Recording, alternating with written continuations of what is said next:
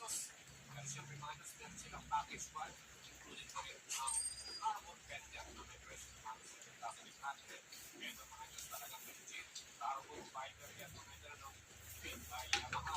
Kapag yan ang nilagay ko lang sa mga Yamaha shop. Iba kasi talagang ang nakakabot. Ito tas ng mga triplet. At sa ibabaw naman, meron tayo palit ISO.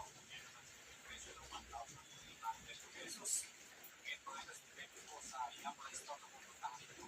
Ikaw basta mag kung ano may motor ba kung intel mabali intel at bilang matumba safety na mag-ana tingis mo yan ba bumpak ko lang gawin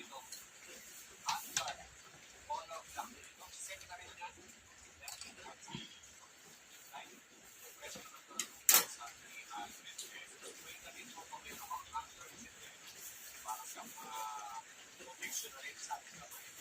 At natin tayo set na rin